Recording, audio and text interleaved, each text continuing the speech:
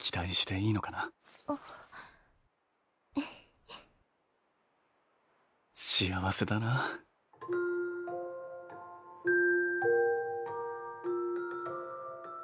悪役令嬢の私がこの先どうなるのかわからない。Tisk, tisk, tisk. Episode number 2, my friends, of The Villainess is Adored by the Prince. This episode revealed a lot of flaws to me.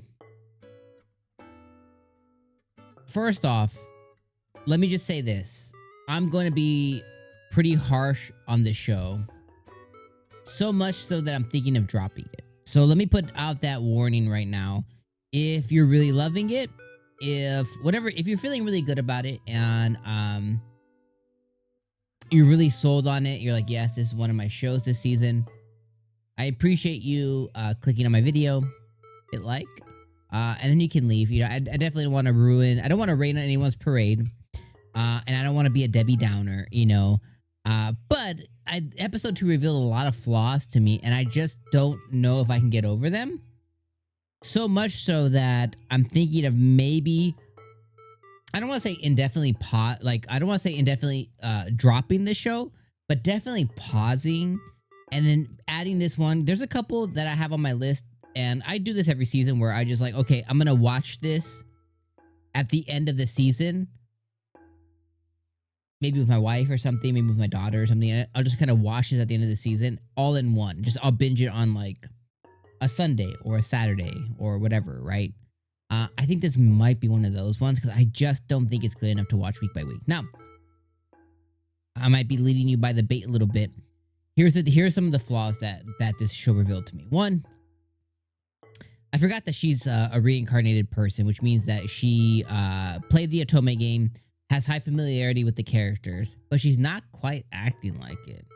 She's getting caught up in the world. Now, I understand that she was kind of reborn in this world and she is Tiara Rose and whatever else, but she's not quite acting like she knows. Like, she's kind of going with the flow and kind of being more of a character in the game that's not necessarily a villainess, just a character, versus this reincarnated girl with a lot of, you know, forward Western knowledge and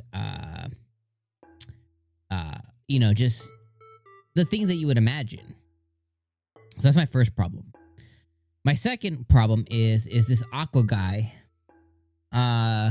You know, the reason that he's in love with her and she's not familiar with the DLC or the second game or whatever it is, so she doesn't know. She could very well be the main character of the second game. She doesn't know, we don't know. But this Aqua guy is kind of obsessed with her a little bit, which I guess if you're really good looking and the Prince of a Kingdom, that may be pretty flattering. To me, that's a little creepy. You know what I mean? Like, obsession is a little weird to me. I don't think I've ever obsessed about somebody. You know what I mean? Like, I don't know if I can really explain it in that way, but like, definitely, like, you know, imagine myself with somebody. My now wife, you know, I knew from the first, like from date number 1, I was like, there's certain things like, you know, I'm certain of, but obsession is like a little stalkery. You know what I mean? It's a little, I can't quite put the words in a sentence, but obsessive is not a good thing. Then on top of it, they go on their first date or whatever, and he's extremely forward. But my whole thought process, again, wasn't like, oh, this is so cute. My thought process was like, they're moving really, really quick. And he's moving really quick. And from Tiara Rose's side, again, she's a reincarnated girl. I get that she's getting caught up in the moment. She's getting wooed. But not a lot has happened for her to be like, you know what? Yeah, I'm going to marry this guy. Especially considering she's a reincarnated person. You would think like, oh, bro, you need to wine and dine me. We need to go out like on a dozen dates. Marriage is forever, you know, and he lives in a different kingdom. So it's not like, oh, you know, she's gonna not only go, she's gonna live somewhere else in this world that she's not from. So everything was moving at lightning speed. But then when you look at the content of it, he's basically said, like, they've not really held a conversation other than cookies. and fed each other cookies. And it's like, is that enough, bro? And then at the end of the episode, she was like, okay, yeah, I'm gonna do it. I'm gonna jump in feet first. I'm gonna marry this guy. But why? If you're a reincarnated person, for me, and a lot of the girls that we see, I'm just gonna talk about the girl perspective of it, because that's what this is. Villainous, not a villain. It's a villainous show. A lot of the really good villainous shows are them breaking the norms, right? Say, you know what, fuck this place. I'm gonna go start a bookstore or a restaurant, or I'm gonna go live my best life that I couldn't live in my past life here. Maybe her dream was just to be an Otome character. She was obsessive about Otome games. Maybe that is her dream. I don't know. But everything was just moving lightning quick, especially lightning quick for a character that she's admitted several times now. She likes to tell us about it, that she knows nothing about. This Akari girl may also just be following the plot. She could also be reincarnated as well too. I think that was part of the plot. She's dumb as nails. The prince, dumb as nails as well. And then the whole Aqua at the end, like, get off my woman. Just over the top. My last main issue, this episode put me to sleep.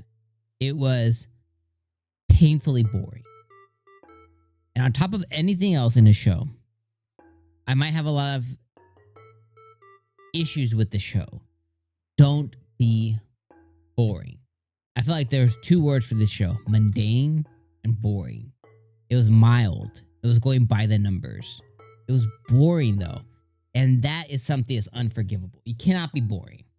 You can't be boring. This show was just effing boring. Like, I wanted to pick my nose. That would have entertained me more. Grabbing this little desk thing I have here and just... that is more entertaining. Again, I don't think this is unwatchable. I think there's still some charm to this show. But it's really boring. So I think I'm going to pause. Unless you guys blow this video up. Anyways, let me know what you guys think about this. All my comments in the comments below. Let me know how you're feeling. Maybe I'm just in a weird mood. I watched, I just came back from vacation. So I'm catching up on anime. And I just got done watching You and I Are the Polar Opposites and In the Clear Moonlit Dusk. Which these are some like masterpiece level anime that I'm watching in the romance genre. And then to come to this one, it was like, it's just a stark contrast. It's so much so, it's like watching Star Wars in the theater, like the best one, whichever one you think is the best one. And then coming home and watching Star Galactica War, the blockbuster rental, like the Netflix knockoff of Star Wars at home. It's just, it couldn't be further apart. It could just be that. But because of that, it made it painfully obvious all the flaws of this one. It's just not up to snuff. So, I don't know. Let me know what you guys think in the comments below. More than likely, I won't be back next week, though. I'm going to put this one on my pause list. All right, my friends. Peace.